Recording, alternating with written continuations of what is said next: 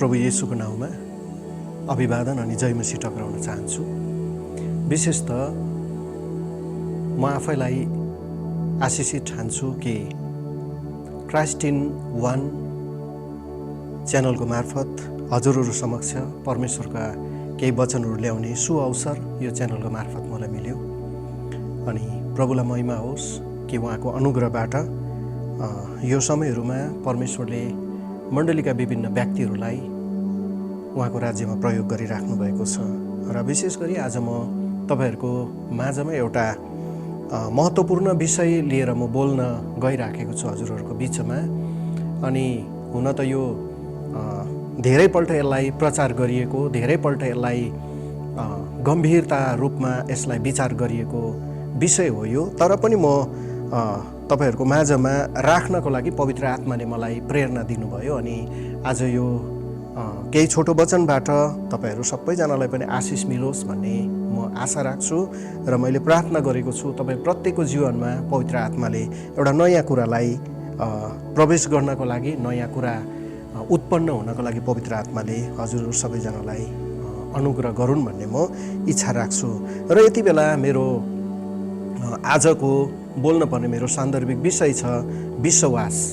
विश्वास भन्दै गर्दा सबैलाई हल्का लाग्छ, तर मैले बाइबल धर्मशास्त्रबाट गम्भीरतापूर्वक सुन्दै गर्दाखेरि र यसलाई हेर्दै गर्दाखेरि हामीले विश्वासको बारेमा जति धेरै गम्भीरतासँगले यसलाई हेर्छौँ र यो भित्र प्रवेश गर्दै जान्छौँ, विश्वास वास्तवमा साधारण कुरा नभएर एकदमै गहकिलो अनि एकदमै भास्ट यो शब्द भएकोले गर्दा अथवा विषय भएकोले गर्दाखेरि यसलाई घरिघरि प्रचार गरिरहन कुनै पनि उपयुक्ति नहोला र यो धेरै महत्त्वपूर्ण छ भन्ने कुरा म विश्वास गर्छु।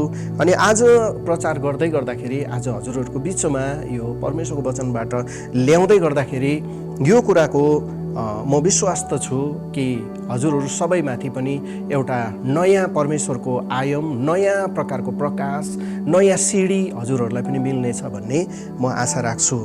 र यति बेला विश्वासको बारेमा चर्चा गर्दै गर्दाखेरि हाम्रो जीवनमा विश्वास भन्ने जो शब्द छ धेरै महत्त्वपूर्ण छ, किनकि यसले हाम्रो जीवनको निर्णयहरू अनि हाम्रो यात्राहरूलाई तोक्ने कार्य गर्छ।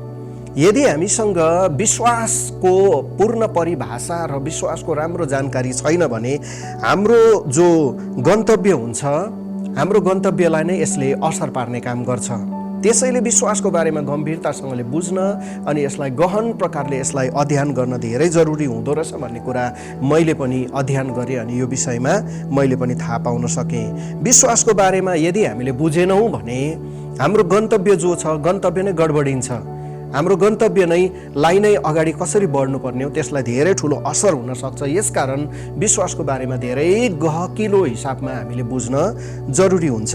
यहाँ हिब्रू 12 अध्यायको 2 पदले भन्छ, हाम्रो विश्वास सुरु गर्नुहुने र पुरा गर्नुहुने येशूलाई हेरौँ, जसले उहाँको सामुने राखिदिएको आनन्दको निम्ति अपमानलाई केही जस्तो पनि नठानिकन उहाँले क्रुसको शासनालाई भोग्नुभयो अनि उहाँले आफ्नो लक्ष्यलाई पुरा गरेर परमेश्वरको सिंहासनको दाहिने हातपट्टि उहाँ बसालिनुभयो।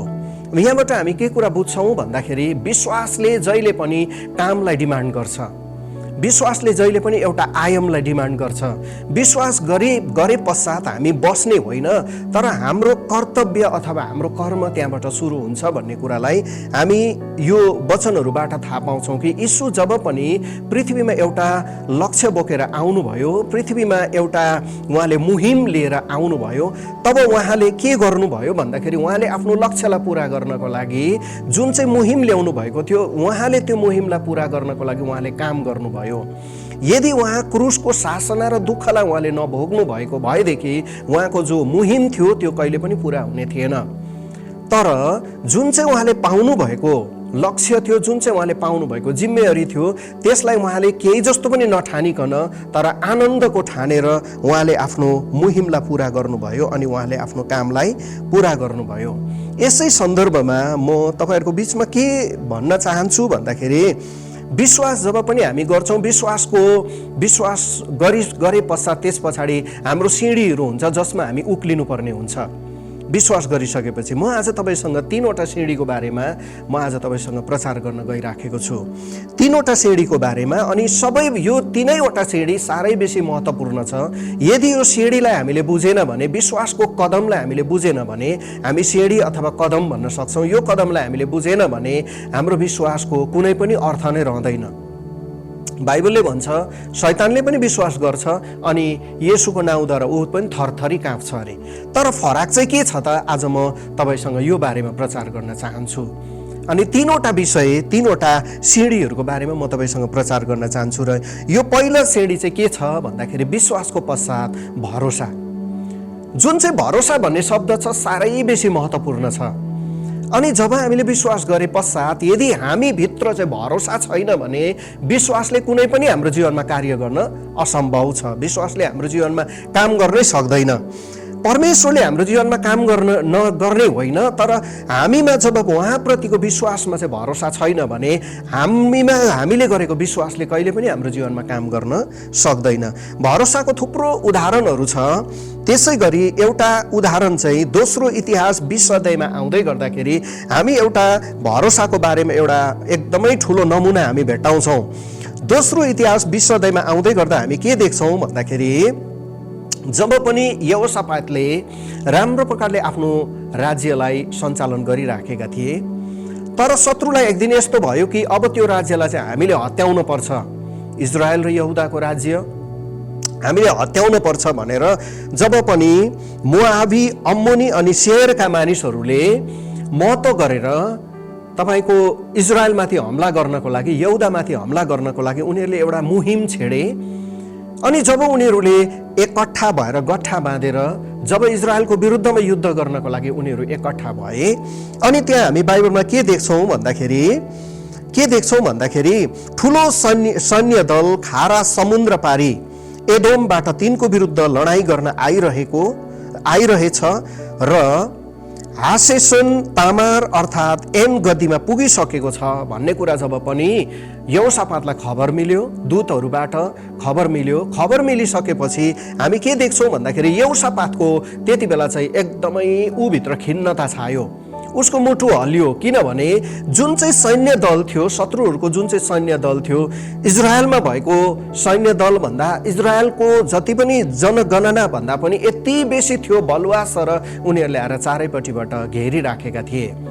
त्यो खबर जब पनि उनले थाहा पाए, जब पनि उनले त्यो जाँच पडताल गरेर त्यो कुरालाई बुझे, तब उनको हृदय काँप्यो।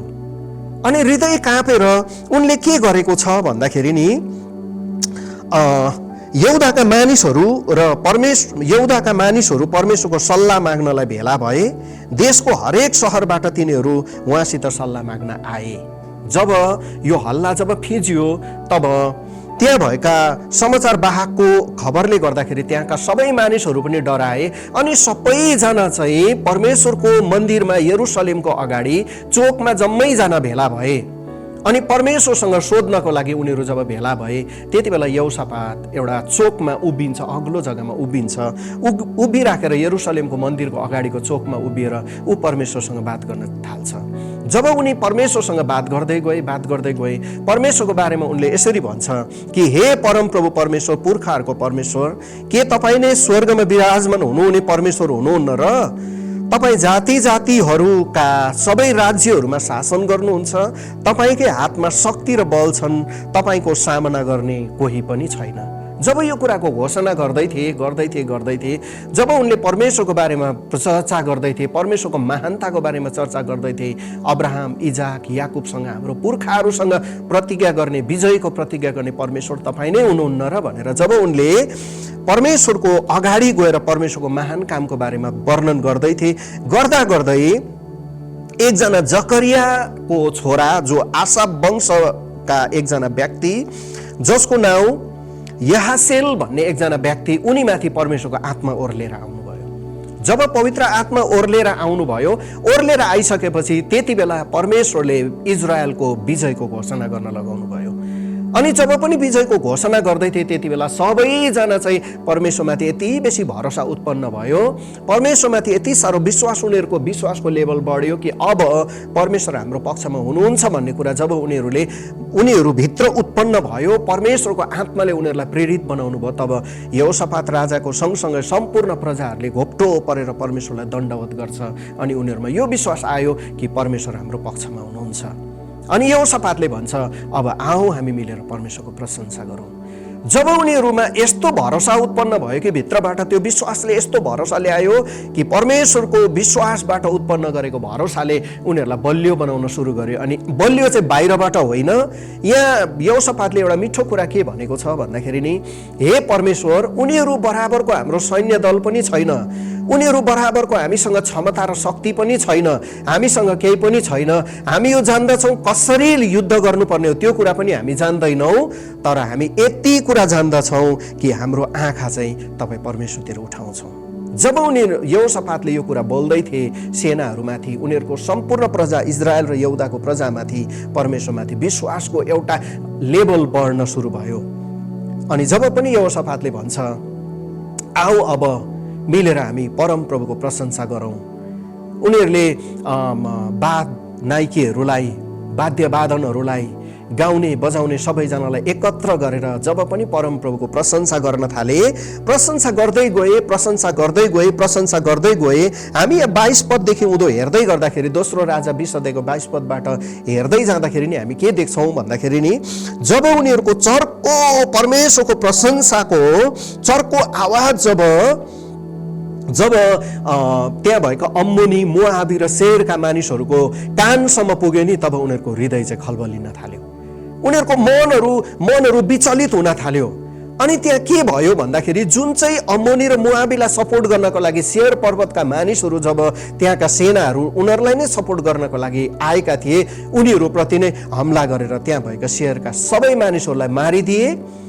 अनि अम्मोनी र मोआबी आफैमा आपसमा यति डरलाग्दो युद्ध गरे, एकअर्कालाई मारेर त्यहाँको सबै सेनाहरू एउटै पनि नछोडी मार्यो भनेर यहाँ बाइबलले यसरी भनेको छ।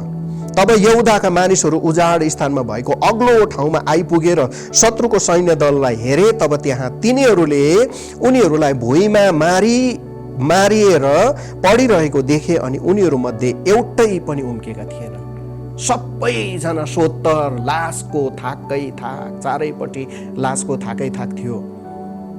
अनि त्यति बेला हामी के देख्छौँ भन्दाखेरि नि, इजरायलले, यहोशापातले अनि त्यहाँका उनीहरूको प्रजाहरूले, परमेश्वरको जनहरूले त्यति बेला युद्धै नगरिकन परमेश्वरले यति ठुलो विजय दिनुभयो कि यो विजय चाहिँ इतिहासको एउटा पन्नामा कोरियो। अनि अझै धेरै बाइबलमा थोरै मात्रै यहाँ लेखिएको छ। अगाडि जाँदै गर्दा हामी के देख्छौँ भन्दा, अर्को पुस्तकमा लेखिएको छ यसको विजयको बारेमा, अझै ठुलो विजय परमेश्वरले ल्याउनु भएको थियो इजरायलको त्यो दिनहरूमा। हामी यहाँबाट के देख्छौँ भन्दा, उनीहरूले जुन चाहिँ विश्वास परमेश्वरमाथि गरेका थिए, विश्वासले उनीहरूमा जब भरोसा उत्पन्न गर्यो, त्यो भरोसाले चाहिँ ठुलोभन्दा ठुलो विजय उनीहरूको इजरायलीहरूको बिचमा, यहोशापात राजाको उनको राजगद्दीमा, उनको परिवारमा, सिंहासनमा र सम्पूर्ण प्रजाहरूमाथि परमेश्वरको ठुलो विजय ल्याएको थियो। अब अर्को घटनालाई हेर्दै गर्दाखेरि हबकुकले यसरी भनेको छ, 3 अध्यायको 17 देखि 19 पदसम्म, चाहे दागको बोटमा फल नफलोस्, चाहे भेडा बाख्रा गोठमा रित्तै होस्, चाहे बारीले अन्न नउबाजोस्, तर पनि म परमप्रभुमा रमाहट गर्छु। यो विश्वास कहाँबाट उत्पन्न हुन्छ भन्दाखेरि परमेश्वरको भरोसाबाट उत्पन्न हुन्छ। जबसम्म परमेश्वरप्रति भरोसा चाहिँ चरम सीमामा पुग्दैन नि, तबसम्म हामीलाई कहिले पनि परमेश्वरप्रति ढुक्क हुँदैन। अनि यो विश्वासले चाहिँ भरोसालाई उत्पन्न गर्दै गर्दा हाम्रो विश्वासको लेभलहरू बढ्न सुरु हुन्छ। हामी पावल यङ्गीचोकको बारेमा हेर्नु हो भने थुप्रै उदाहरणहरू देख्छौँ। उनीसँग कोही पनि थिएन, तर उनी जब पनि वचन बोल्न उभिन्थे, हजारौँ लाखौँ मानिसहरू मेरो अगाडि छ भन्ने भान हुन्थ्यो उनलाई, अनि यसरी कराउँथे। अनि उनको श्रीमती र नानीहरूले भन्थे अरे कतिचोटि, किन कराउनु भएको यसरी, तपाईँ किन कराउनु भएको, हामी त 2 जना मात्रै छौँ, हामीलाई बिस्तारै भन्दा पनि भइहाल्यो नि। त्यति बेला पावल यङ्गीचोकले के उत्तर दिन्थे अरे भन्दाखेरि नि, तिमी त यहाँ 2 जना 3 जना मात्रै देख्दैछौ, तर म चाहिँ मेरो आँखाले, मेरो विश्वासको आँखाले लाखौँ भिडको अगाडि उभिएर म प्रचार गरेको देख्दैछु भनेर उनले यसरी आफ्नो श्रीमती र नानीहरूलाई भन्थे अरे। जसको फलस्वरूप नि हामी 2006-07 को रेकर्डमा हेर्नु हो भने नि अहिलेको बारेमा म भन्न सक्दिनँ, तर 2006-07 तिरको उनको चर्चको बारेमा त्यति बेला हामीले अनुसन्धान गर्दै गर्दा हामीले के भेट्टायौँ भन्दा कमसे कम पनि उनको 12 देखि 13 लाख मण्डली त्यति बेला थिए अरे। कहाँबाट उत्पन्न भयो त यो विश्वास भन्दा नि परमेश्वरप्रति भरोसाको कारणले गर्दाखेरि उनी संसारमा नै सबैभन्दा ठुलो चर्चको पास्टर बनेका थिए। यस्तै थुप्रै उदाहरणहरू भरोसाको बारेमा हामी देख्छौँ। जबसम्म परमेश्वरप्रति भरोसा हुँदैन तबसम्म विश्वासले हाम्रो जीवनमा ठुलो कुनै पनि कदम चाल्न अथवा काम गर्न सक्दैन। दोस्रो पोइन्ट के हो भन्दा परम प्रभुको भय।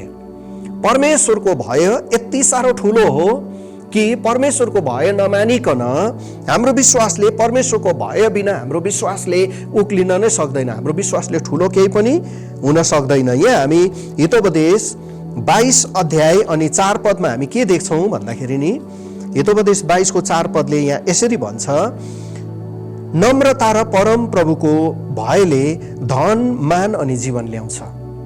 आज धेरैले विश्वास गरेर कतिजनाको के विचार हुन्छ भने जब पनि म विश्वास गर्छु, विश्वास गरिसकेपछि मेरो स्थितिहरू बदलिन्छ। सत्य पनि हो, परमेश्वरलाई विश्वास गर्दै गर्दा मान्छेको परिस्थितिहरूबाट मान्छेले छुटकारा पाउँछन् अनि उनको स्थितिहरू बदलिन सुरु हुन्छ। हामी थुप्रैको जीवनमा यसरी नै बदलेको कुराहरू पनि हामीले देखेका छौँ। हामी आफै पनि उदाहरण हौ कि जब पनि प्रभुलाई विश्वास गर्यौँ हाम्रो स्थितिहरू बदलिन सुरु भयो। हाम्रो एउटा लेभलदेखि अर्को लेभलमा हामी चढ्न सुरु गऱ्यौँ। गरिबीको अवस्था, गरिबीको पिँढीबाट हामी बिस्तारै उँभो उचालिन सुरु भयौँ। तर यो सबै कुरा चाहिँ कहाँबाट सुरु भएछ त भन्दै गर्दाखेरि नि यहाँ हितोपदेश 22 को 4 पदले भन्छ, परमेश्वरको भयले, परम प्रभुको भयले चाहिँ धन मान अनि जीवन ल्याउँछ। यो तीनटै कुरा चाहिँ परमेश्वरको भयमा लुकेको छ। यदि तपाईँ र मेरो जीवनमा परमेश्वरप्रति भौतिक कुरामा पनि धन सम्पत्ति आउनु हो भने परमेश्वरको भय हुन जरुरी छ। यदि तपाईँ र मैले मान र सम्मान पाउनु हो भने परमेश्वरको भय हाम्रो जीवनमा हुन जरुरी छ। यदि तपाईँ र ममा जीवन आउनु हो भने परमेश्वरको भय मान्न जरुरी हुन्छ। यो तीनैवटा कुरा चाहिँ परम प्रभुको भयमा लुकेको छ। यसै कारण दोस्रो पोइन्टले परमेश्वरको वचनले हामीलाई के भन्दैछ, यदि हामीले विश्वास गरेर यदि हामीमा परमेश्वरको भय चाहिँ छैन भने, परम प्रभुप्रतिको भय चाहिँ यदि हामीमा छैन भने हामीले यो तीनटै कुरा पाउन सक्दैनौँ। हामीले विश्वास त गरेका छौँ, तर परमेश्वरले जुन चाहिँ प्रस्पेरिटीको परमेश्वरले आशिषको जुन चाहिँ परमेश्वरले भौतिक आशिषको पनि परमेश्वरले जुन चाहिँ हामीमा घोषणा गर्नुभएको छ, उहाँको प्रतिज्ञाभित्र हामी परमेश्वरको भय बिना पस्न सक्दैनौँ भन्ने कुरा यो वचनबाट हामी थाहा पाउँदैछौँ। अनि अर्को कुरा, मान र सम्मान कहाँबाट आउँछ भन्दाखेरि परमेश्वरको भयबाट आउँछ। तेस्रो कुरा हामी के पाउँछौँ, हामीमा जीवन कहाँबाट आउँछ भन्दा परमेश्वरको भयबाट आउँछ। यो तीनटै कुरा चाहिँ परम प्रभुको भयमा लुकेको छ। यसकारण दुईटा कुरा, परमेश्वरको भय अनि परमेश्वरप्रतिको भरोसा, यो दुईटा कुरालाई मैले भने तेस्रो कुरा चाहिँ के हो भन्दाखेरि आज्ञाकारिता। जबसम्म हामीमा परमेश्वरलाई विश्वास गरेर पनि हामीसँग आज्ञाकारिता छैन भने हामीले केही पनि गर्न सक्दैनौँ अनि परमेश्वरले केही पनि गर्न सक्नुहुन्न। परमेश्वरको काम गर्ने एउटा तरिका छ, परमेश्वरको काम गर्ने एउटा च्यानल छ, जुन चाहिँ च्यानल अथवा बाटो चाहिँ के हो भन्दाखेरि उहाँमाथि जब पनि हामी आज्ञाकारी हुँदै गरेको हुन्छौँ, आज्ञाकारिताले चाहिँ परमेश्वरबाटको प्रतिज्ञालाई हाम्रो जीवनमा पुरा गर्छ। जबसम्म आज्ञाकारी हुँदैनौँ तबसम्म कहिले पनि परमेश्वरको विश्वासमा भएको जुन चाहिँ फल छ, विश्वासद्वारा परमेश्वरले एउटा विश्वास गर्ने व्यक्तिलाई जुन कुरा दिन चाहनुहुन्छ, परमेश्वरले प्रतिज्ञा गर्नुभएको जुन चाहिँ आशिषको कुराहरू छ, उहाँको आज्ञाकारिता बिना कहिले पनि हामी प्राप्त गर्न सक्दैनौँ। अघि मैले भन्दै थिएँ, शैतानले पनि विश्वास गर्छ र थरथर काँप्छ। यहाँ याकुब 2 अध्यायको 19 पदले के भन्छ भन्दाखेरि भूतात्माहरूले पनि विश्वास गर्छ, थरथर काँप्छ। तर उनीहरूले किन चाहिँ उनीहरू र परमेश्वरको जनहरूमा किन चाहिँ भिन्नता छ, भूतात्माहरू र परमेश्वरको जनमा के चाहिँ भिन्नता छ भन्दा एउटै कुरा चाहिँ के छ भन्दाखेरि भूतात्माहरूले कहिले पनि परमेश्वरको आज्ञालाई पालन गर्दैन। यदि परमेश्वरको आज्ञालाई पालन गर्नु हो भने उनीहरू भूत आत्मा हुने थिएनन्। परमेश्वरको आज्ञालाई पालन गर्नु हो भने आज उनीहरूलाई शैतान भनेर, भूत आत्मा, दुष्ट आत्माहरू भनेर कहिले पनि मण्डलीले हकार्नु पर्ने थिएन होला। तर परमेश्वरको आज्ञालाई उनीहरूले पालन गरेन, परमेश्वरप्रति भरोसा गरेन, परमेश्वरको भय उनीहरूले नमानेको कारणले गर्दा, प्रभुको वचनलाई प्रशस्तै जानेको भए तापनि हामी बाइबलमा के देख्छौँ भन्दाखेरि मत्तीको सुसमाचार 3 अध्यायमा आउँदै गर्दाखेरि येशू ख्रीष्टलाई पनि परीक्षा पार्नको लागि शैतानले परमेश्वरको वचनलाई नै अगाडि लिएर भनेको छ। तर परमेश्वरको वचन सबै कुरा उसलाई थाहा हुँदाहुँदै पनि उसले कहिले पनि परमेश्वरको आज्ञालाई पालन गर्दैन। यसै कारण उनीहरूलाई भूत आत्मा भनेर भन्छौँ हामी। जहिले पनि परमेश्वरको विरुद्धमा हुन्छ, ऊ त परमेश्वरको पक्षमा होइन, परमेश्वरको विरुद्धमा हुन्छ। अब आज्ञाकारिता यति साह्रो महत्त्वपूर्ण कुरा हो। पहिलो सामुएल 15 अध्यायमा आउँदै गर्दाखेरि हामी के देख्छौँ भन्दाखेरि साउल राजालाई परमेश्वरले नियुक्त गर्नुभयो। साउल राजालाई इजरायलको निम्ति परमेश्वरले नियुक्त गर्नुभयो। साउल राजा पनि परमेश्वरको आज्ञामा हिँडिराखेका थिए, परमेश्वरको आज्ञाकारितामा हिँड्दै गए। जे परमेश्वरले भन्नुभयो सामुएल अगमवक्ताको माध्यमबाट उनीले काम गर्दै गए। तर एउटा समय आयो जति बेला के भएको छ भन्दाखेरि हामी के देख्छौँ भने सामुएलद्वारा साउललाई परमेश्वरले भन्नुभएको थियो यो जो शत्रु छ, शत्रुसँग उनी युद्ध गरेर जब विजय हुन्थे सबै कुरालाई उनले नष्ट गर्नुपर्ने थियो, सबै कुरालाई नष्ट गर्नुपर्ने थियो, एउटै कुरा पनि तैँले राख्नु हुँदैन भनेर परमेश्वरले भन्नुभएको थियो। तर साउल राजालाई युद्ध गर्दै जाँदा असल थोकहरूलाई देखेर उनलाई लोभ जाग्यो, भित्रबाट लोभ उत्पन्न भयो, लालच जाग्यो। अनि उनले असल थोकहरूलाई, बहुमूल्य थोकहरूलाई चाहिँ उनले जब आफूसँग राखे बाँकी कुराहरू नष्ट गरिदिए। तर परमेश्वरले सामुएललाई भन्नुभयो साउलले मेरो विरुद्धमा पाप गरेको छ, मैले जुन चाहिँ नगर्नु भनेको थियो त्यही काम उसले गरेर पाप गरेको छ भनेर परमेश्वरले साउल राजाको अगाडि पठाउनु भयो सामुएललाई। अनि यहाँ वचनमा के भनेको छ भन्दाखेरि नि हामी पहिलो सामुएल 15 अध्यायको 22 अनि 23 पदमा म यसरी पढ्दैछु। तर सामुएलले भने होम बलि र बलिदान भन्दा बेसी परम प्रभुले आज्ञा पालनै रुचाउनुहुन्न र आज्ञा पालन बलिदान भन्दा उत्तम हो र उहाँको वचन मान्नु भेडाको बोसो भन्दा असल हो भनेर यहाँ यसरी भनेको छ। परमेश्वरको आज्ञा पालन गर्नु चाहिँ सबैभन्दा उच्च हो। यहाँ साउलले विभिन्न बहानाहरू बनाएको छ, मैले त परमेश्वरलाई नै बलिदान चढाउनको लागि राखेको हो भनेर भन्दैछ, मैले राम्रो गरेँ भनेर देखाउनको लागि उसले परमेश्वरको अगाडि असल कुरा देखाउनको लागि उसले बहाना बनाइराखेको छ। म राम्रो काम गर्दैछु भनेर सामुएलको अगाडि उसले देखाउँदैछ, राम्रो काम गरेको देखाउँदैछ। तर परमेश्वरलाई बलिदान चढाउनको लागि भेडा बाख्रा र विभिन्न सुन चाँदीको आवश्यकता थिएन। तर परमेश्वरले चाहनुभएको कुरा चाहिँ के थियो भन्दाखेरि नि साउलले चाहिँ परमेश्वरको आज्ञालाई पालन गरोस्। तर यहाँ के भएको छ भन्दाखेरि नि उनले चाहिँ परमेश्वरको आज्ञालाई उल्लङ्घन गरेको छ। परमेश्वरले जे कुरा नगर्नु भन्नुभएको थियो उहाँले परमेश्वरले भन्नुभएको कुरालाई उसले आज्ञा उल्लङ्घन गरेर आज्ञा पालन गरेको छैन। त्यसै कारण सामुएल अगमवक्ताबाट यहाँ के बोल्नु हुँदैछ भन्दाखेरि होम बलि र बलिदान भन्दा बेसी परम प्रभुले आज्ञा पालनै रुचाउनुहुन्न र आज्ञा पालन बलिदान भन्दा उत्तम हो र उहाँको वचन मान्नु भेडाको बोसो भन्दा पनि असल हो। 23 पदले भन्छ उहाँको आज्ञा उल्लङ्घन गर्नु तन्त्र मन्त्रको पाप जस्तै हो र हटी हुनु मूर्ति पूजा गर्नु जस्तै खराब हो। तपाईले परम प्रभुको वचनलाई त्याग्नु भयो, त्यसैले परम प्रभुले पनि तपाईलाई राजाको पददेखि त्याग्नु भएको छ। हेर्नुहोस् त, यति आज्ञा पालन नगर्नको कारणले गर्दाखेरि साउल राजामाथि लालच उत्पन्न भएको कारणले गर्दा, परमेश्वरको आज्ञालाई उल्लङ्घन गरेको कारणले गर्दा यति ठुलो दण्ड उसले जीवनमा पायो कि परमेश्वरको आज्ञालाई पालन नगरेको कारणले गर्दा परमेश्वरले पनि तिमीलाई राजाको पददेखि त्याग्नु भएको छ। भनेपछि आज्ञा पालन कति धेरै महत्त्वपूर्ण कुरा हो। जबसम्म विश्वास गरेर पनि हामीले परमेश्वरको आज्ञालाई पालन गर्दैनौँ भने, अघि मैले सुरुमा भन्दै थिएँ, विश्वास एउटा कल्पना मात्रै हो। हामीले आज्ञा पालन गर्न साह्रैभन्दा साह्रै जरुरी हुन्छ। हामीले आज्ञा पालन गर्न धेरैभन्दा धेरै जरुरी हुन्छ।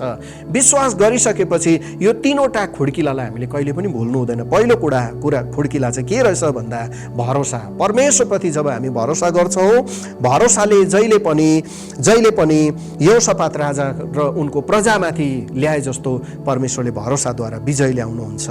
दोस्रो कुरा हामीले के हेर्दै थियौँ भन्दाखेरि परमेश्वरको भयमा नै धन, मान अनि जीवन छ। यदि हामीले धन पाउनु हो, परमेश्वरमा मान र सम्मान पाउनु हो, हामीले जीवन पाउनु हो भने जहिले पनि परमेश्वरको भयलाई हामीले मान्नुपर्ने हुन्छ। अनि यसैलाई अझै उत्साह दिँदै एउटा वचन पनि मलाई पढ्न प्रेरणा भयो। यहाँ भजन सङ्ग्रह 111 को 10 पदले यसरी भन्छ, परम प्रभुको भय बुद्धिको सुरु हो, उहाँका आदेशहरू पालन गर्नेहरूको समझ शक्ति ठिक हुन्छ, उहाँको प्रशंसा सधैँभरि रहिरहन्छ। परमेश्वरको भय मान्नु चाहिँ नि बुद्धिको सुरु हो। यहाँ यसरी भन्छ, यदि हामी बुद्धिमानी हुनु हो भने परमेश्वरको भय मान्न जरुरी हुन्छ। तेस्रो पोइन्ट चाहिँ आज्ञाकारिता। यदि हामीले परमेश्वरको वचनप्रति आज्ञाकारिता भएनौँ भने, परमेश्वरको वचनप्रति यदि हामी आज्ञाकारिता भएनौँ भने परमेश्वर पनि हामीप्रति कहिले पनि आज्ञाकारिता रहन जरुरी छैन भन्ने कुरा वचनबाट हामी यहाँ थाहा पाउँछौँ। यसै सन्दर्भमा प्रस्थानको पुस्तक 19 अध्यायबाट म 2टा भर्स पढ्न चाहन्छु। प्रस्थानको पुस्तक 19 अध्यायको 5 अनि 6 पदले यसरी भन्छ, अब यदि तिमीहरूले मेरो कुरा साँच्चै नै सुन्यौ र मेरो करार पालन गर्यौ भने समस्त जातिहरूमध्ये तिमीहरू चाहिँ मेरो बहुमूल्य निज धन हुनेछौ। सारा पृथ्वी मेरै भए तापनि तिमीहरू मेरो निम्ति पुजारीहरूको एक राज्य र एक पवित्र जाति हुनेछौ। इजरायलीहरूलाई तैँले भन्नुपर्ने कुरा यी नै हुन्। परम प्रभुलाई महिमा होस्। यदि परमेश्वरको आज्ञालाई पालन गर्यौँ, हामी आज्ञा पालन गर्छौँ भने परमेश्वरले समस्त पृथ्वीका मानिसहरू परमेश्वरकै हो, तर त्यो बिचमा पनि परमेश्वरले एक नियुक्त गर्नुभएको पुजारी परमेश्वरले तपाईँ र मलाई बनाउनुहुन्छ। अनि परमेश्वरको आज्ञा पालन गर्दै गर्दा साँच्चै नै हामी पृथ्वीमा सबैभन्दा स्पेसल जाति हुन्छौँ। त्यही जातिले मात्रै परमेश्वरको आज्ञा पालन गर्दो रहेछ। यो वचनबाट हेर्दै गर्दा जुन जातिले चाहिँ परमेश्वरको आज्ञा पालन गर्छ, स्पेसल जाति परमेश्वरले बनाउनु हुन्छ।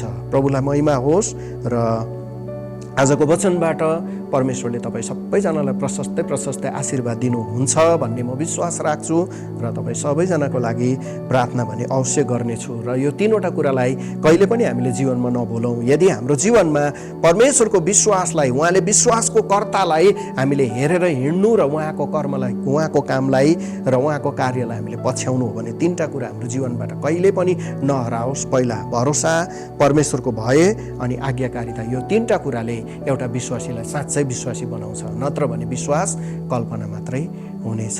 प्रभुलाई महिमा होस्। र यसै सन्दर्भमा म तपाईसँग छोटो प्रार्थना गर्न चाहन्छु तपाईँको निम्ति। हुनसक्छ तपाईँ धेरै जग्गाहरूमा विश्वासमा स्ट्रगल गरिराख्नु भएको छ। यो तीनटा कुराहरूबाट कतिचोटि हामीलाई ज्ञान नभएर हो, कतिचोटि ज्ञान भएर पनि हामी त्यो बाटोमा हिँड्न नजानेर हो। त्यसैले गर्दा जीवनमा धेरै सङ्घर्षहरू हुन्छ। यति बेला म प्रार्थना गर्दै गर्दा तपाईँको त्यो स्ट्रगलको भागहरूमा, जुन भागमा तपाईँ स्ट्रगल गर्दै हुनुहुन्छ त्यो भागहरूमा यति बेला आफैलाई लिएर जानुहोस् अनि परमेश्वरले तपाईँको जीवनमा विजय ल्याउनुहुनेछ। म यति बेला तपाईँको लागि प्रार्थना गर्दैछु। सर्वशक्तिमान परम प्रभु परमेश्वर, तपाईँ अद्वितीय हुनुहुन्छ। तपाईँ प्रभु परमेश्वरको अद्वितीयपनलाई यति बेला हामी थाहा गर्छौँ, किनकि तपाईँको उपस्थिति यति बेला हामीहरूसँग छ। जसले सुन्दै हुनुहुन्छ यो वचनलाई, प्रभु तपाईँ पवित्र आत्माको उपस्थिति त्यो ठाउँमा पुरा होस्। अनि मसँग तपाईँ पवित्र आत्मा हुनुहुन्छ अनि तपाईँ प्रभु परमेश्वरको वचनलाई यति बेला सुदृढ पार्नको लागि, तपाईँको वचनमा जीवन ल्याउनको लागि तपाईँको आत्माको अभिषेकको खाँचो छ। म यति बेला प्रार्थना गर्छु, तपाईँको छोराछोरीले यो वचन सुन्दै गर्दाखेरि हरेकको जीवनमा भएको स्ट्रगलहरूलाई, विभिन्न समस्याहरूलाई तपाईँले देख्न दिनुभएको छ। म प्रार्थना गर्छु यति बेला त्यो ठाउँहरूबाट उम्कनको लागि तपाईँ प्रभु परमेश्वरको विजय तपाईँको छोराछोरी छोराछोरीमा पुरा होस्। तपाईँले वचन मात्र पठाउनु भएको छैन प्रभु, तर तपाईँको आत्माको अभिषेकलाई पनि तपाईँ प्रभुले पठाउनु भएको छ। तपाईँ प्रभुको भिक्ट्रीलाई यति बेला पठाउनु भएको छ, तपाईँको विजयलाई। म यति बेला येशू प्रभुको नाउँमा प्रार्थना गर्छु, तपाईँको छोराछोरी जसले पनि तपाईँ प्रभुको पवित्र वचन विश्वासमा कसरी जिउन पर्ने भन्ने वचन पठाउँदै गर्दाखेरि, सुन्दै गर्दाखेरि प्रभु यति बेला स्वर्गदूतहरूले तपाईँको छोराछोरीको जीवनमा विजय ल्याउँदैछ। येशू प्रभुको नाउँमा म यति बेला प्रार्थना गर्छु, प्रत्येकको जीवनमा तपाईँ प्रभुको अभिषेक यति नै बेला पुरा होस्। अनि यशाया 10:27 पदले भन्छ, अभिषेकले चाहिँ जुवाहरू भचाइन्छ। येशू प्रभुको नाउँमा प्रत्येकको जीवनमा भएका स्ट्रगलहरू यति नै बेला नासरत येशूको नाउँमा हटेर गएको होस्। स्ट्रगलबाट तपाईँको छोराछोरीले यति बेला विजय पाउन्। नासरत येशूको नाउँमा तपाईँको छोराछोरीको जीवनमा यति बेला तपाईँको पुनरुत्थानको शक्तिमा विजय पुरा होस् भनिकन म प्रार्थना गर्छु। हुनसक्छ फ्यामिलीमा सङ्घर्ष होला, येशूको नाउँमा त्यो सङ्घर्षबाट छुटकारा होस्। हुनसक्छ व्यक्तिगत जीवनमा सङ्घर्ष होला, सङ्घर्षबाट छुटकारा होस्। हुनसक्छ धन सम्पत्तिको भागहरूको कारणले गर्दाखेरि, विभिन्न गरिबीको कारणले गर्दाखेरि जुवामा र दासत्व र बन्धनमा परेको होला। यति बेला तपाईँ प्रभुको वचनको स्वतन्त्रता तपाईँको छोराछोरीको जीवनमा पुरा होस् भनिकन म यति बेला प्रार्थना गर्छु। हितोपदेश 10:27 पदलाई तपाईँ प्रभु परमेश्वरले यति बेला प्रभु तपाईँ प्रभुले पुरा गर्नुहोस् भनिकन येशूको नाममा प्रार्थना गर्छु। हितोपदेश 16:20 पद यति बेला तपाईँ प्रभुको वचन पुरा होस्। नासरत येशू ख्रीष्टको नाउँमा तपाईँको विजय, तपाईँको आशिष, तपाईँ प्रभुको धार्मिकता तपाईँको छोराछोरीमा पुरा होस् भनिकन येशू नाउँमा प्रार्थना गर्छु। चाहे त्यो जवान जवानी होस्, नानीहरू होस्, आधा वयस्क होस्, वृद्ध होस्, यति बेला तपाईँ प्रभुको पुनरुत्थानको शक्तिमा तपाईँ प्रभुको विश्वास चाहिँ यति बेला प्रत्येकको जीवनमा बलियो हुनको लागि येशू ख्रीष्टको नाममा म घोषणा गर्छु। धन्यवाद। प्रार्थना सुन्नुभएको लागि सबैमाथि आफ्नो अनुग्रह, तपाईँको कृपा र शान्ति बनाइराख्नुहोस्। सबैको जीवनमा ल्याउनु भएको छुटकाराको लागि, स्वतन्त्रताको लागि धन्यवाद। प्रार्थना माग्छु प्रभु येशू ख्रीष्टको नाउँमा।